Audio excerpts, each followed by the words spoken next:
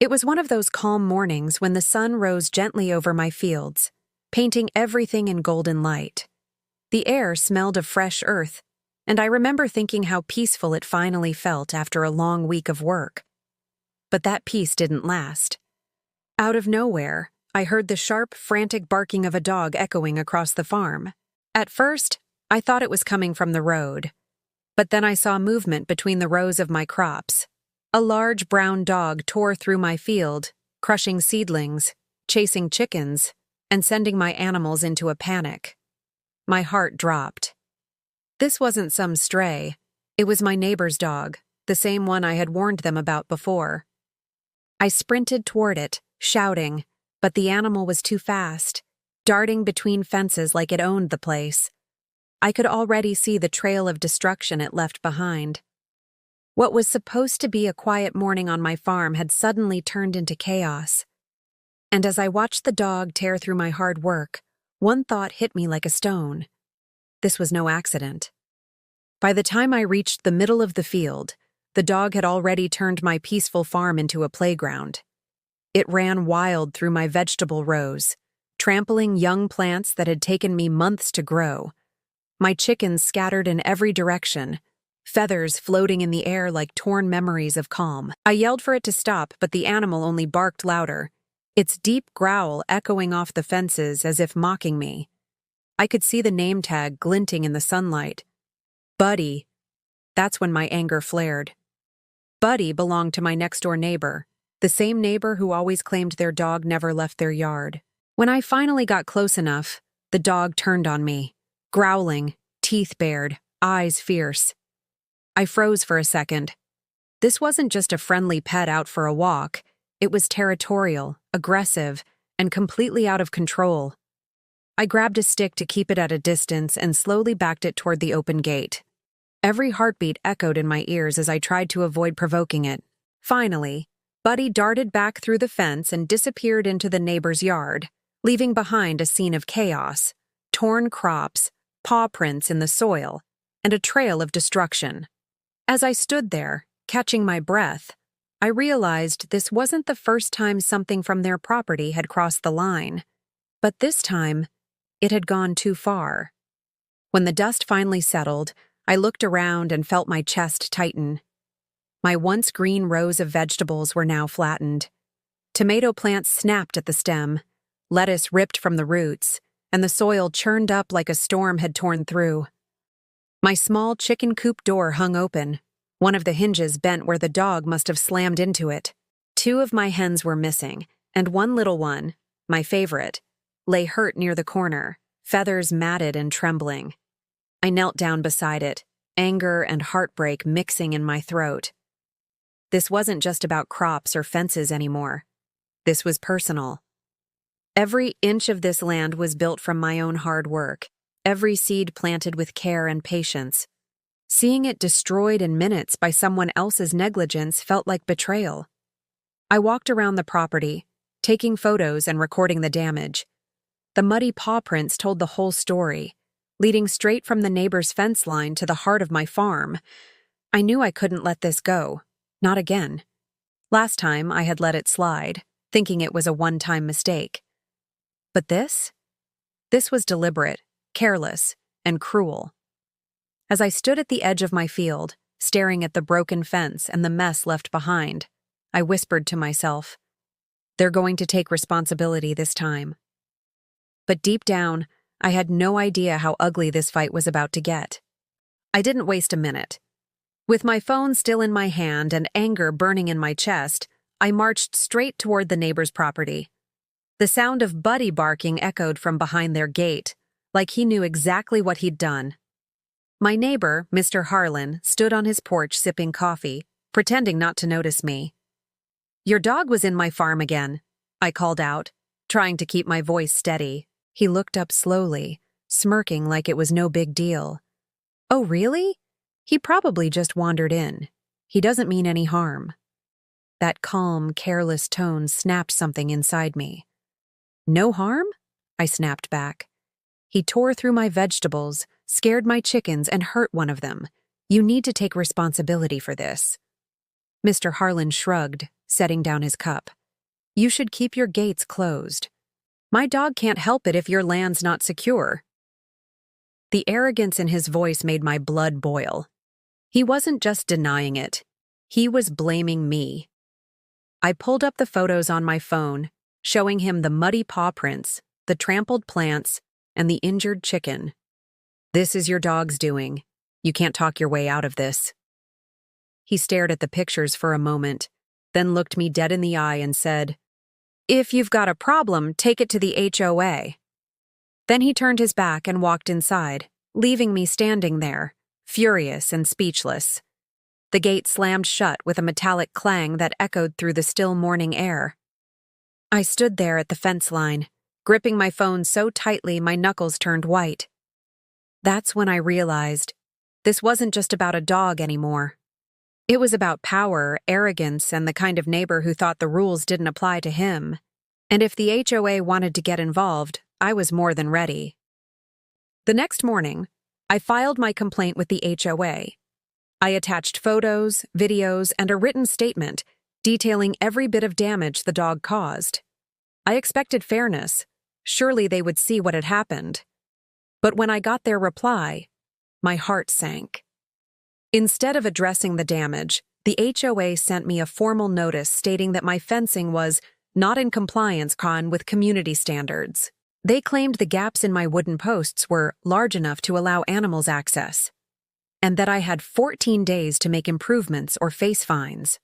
I stared at the letter in disbelief. The dog had broken the fence, and now they were blaming me for not keeping it strong enough. I called the HOA office immediately, demanding to speak with the board. The woman on the phone spoke in that cold, scripted tone I'd heard before. "Sir," she said, "the HOA's position is that each homeowner is responsible for maintaining barriers sufficient to prevent incidents." Incidents. That's what they called my destroyed farm, an incident. I asked if they had spoken to Mr. Harlan, the dog's owner. She paused, then said softly, "We did. He stated that his dog was provoked by sounds coming from your property. Without clear evidence otherwise, we can't assign liability." My hands trembled with anger. Not only had they dismissed my proof, but they had accepted his story, without even setting foot on my land. It was clear now. The HOA wasn't here to help. They were here to protect themselves, and certain people. That evening, I pinned the notice on my wall like a battle flag. If they wanted a fight, they'd get one. I was done being quiet. After the HOA's letter, something in me shifted. If they wanted clear evidence, I'd give them more than they could ignore. That night, I walked through my damaged farm with a flashlight and my phone's camera. Every crushed plant, every paw print, every piece of broken wood, I documented it all. I took close-ups, wide shots, and even recorded the faint trail of dirt leading directly to the gap in the fence that connected my land to Mr. Harlan's. The next morning, I installed a small motion-activated camera near the fence line. It was hidden beneath the vines, aimed perfectly at the spot where Buddy had entered before. I didn't have to wait long. 2 days later, around dawn, I got the notification. When I opened the footage, my blood ran cold.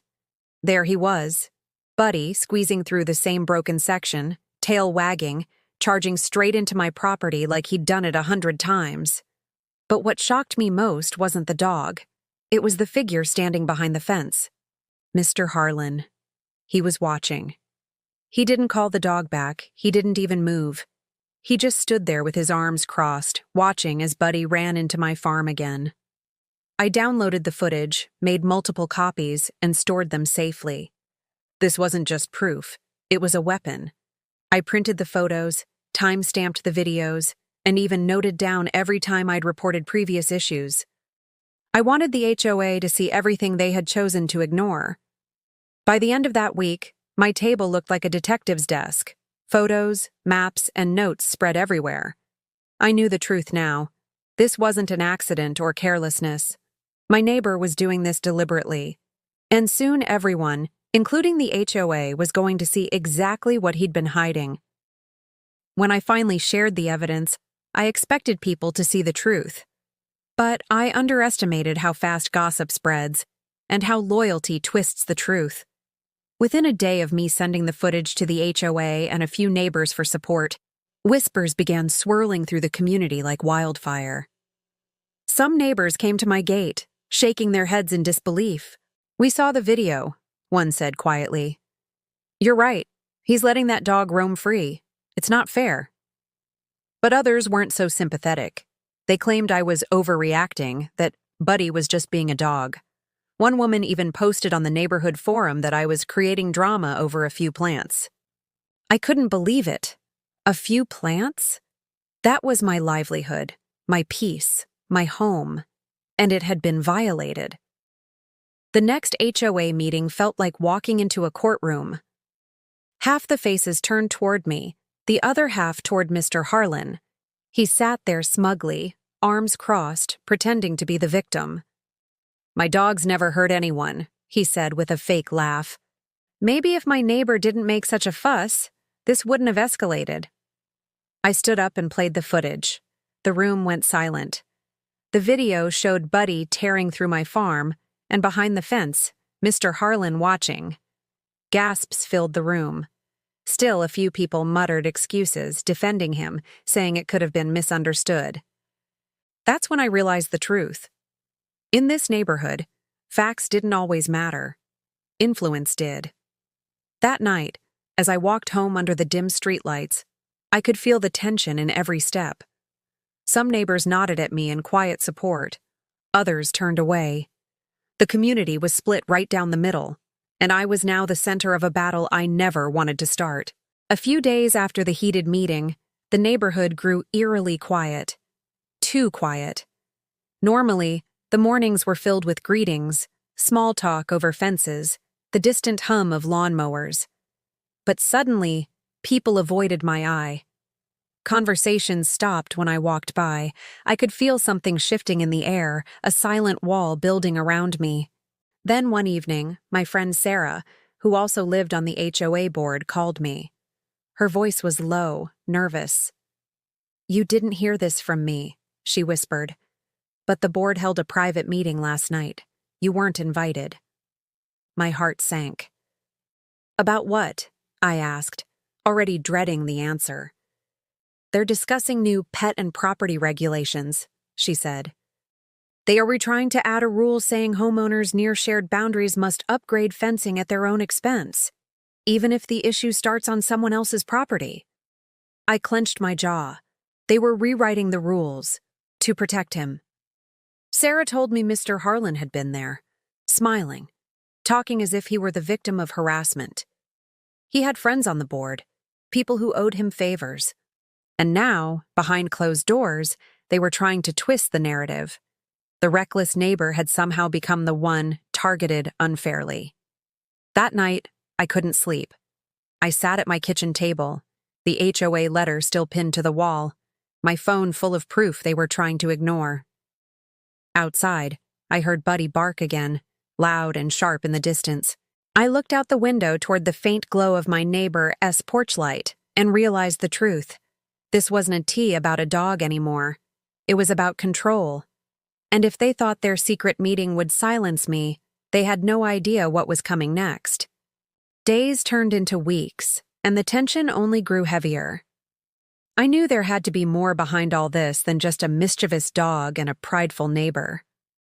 One afternoon, while walking along the fence line to repair another broken section, I noticed something odd: fresh survey markers. Thin wooden stakes with bright orange tape stuck into the ground, running right along my property's edge. My heart started pounding. I followed them, one after another, until they led to the corner of my land, where Mr. Harlan was standing with two men in suits, pointing and gesturing as if he owned the place.